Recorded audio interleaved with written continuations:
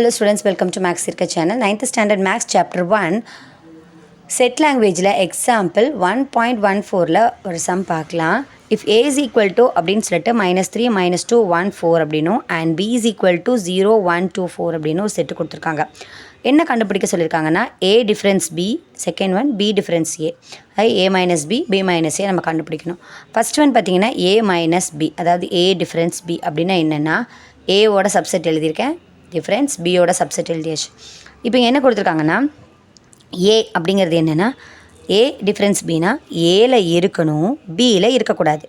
a ல என்ன இருக்குது, -3 இருக்குது, b ல இருக்கா இல்லை, அப்போ அதை நம்ம எழுதிக்கலாம் கமா. தென் -2 இங்கே இருக்குது, அங்கே இருக்கா இல்லை, அதை நம்ம எழுதிக்கலாம். தென் 1 இங்கே இருக்குது, இங்கே இருக்குது, அதை எழுதக்கூடாது. 4 இங்கே இருக்குது, b செட்டில் இருக்குது, அதை நம்ம எழுதக்கூடாது. வெரி ஈஸி, ஓகேங்களா. செகண்ட் பார்த்தீங்கன்னா இதுதான் a டிஃப்ரென்ஸ் பியோட ஆன்சர். செகண்ட் ஒன் பார்த்தீங்கன்னா b மைனஸ் a. அப்போது b செட் எழுதிக்கணும் ஃபஸ்ட்டு. 0 1 2 4. டிஃப்ரென்ஸ் a செட் பார்த்தீங்கன்னா -3 -2 1 4.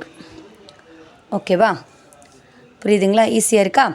நெக்ஸ்ட்டு b டிஃப்ரென்ஸ் ஏன்னா என்னென்னா பியில் இருக்கணும், ஏல இருக்கக்கூடாது. பியில் என்ன இருக்குது பாருங்கள், 0 இருக்குது, 1 இருக்குது, 2 இருக்குது, 4 இருக்குது. 0 இங்கே இருக்குது, அங்கே இருக்கா இல்லை, அது நம்ம எழுதிக்கலாம். 1 இங்கே இருக்கா, இங்கே இருக்குது.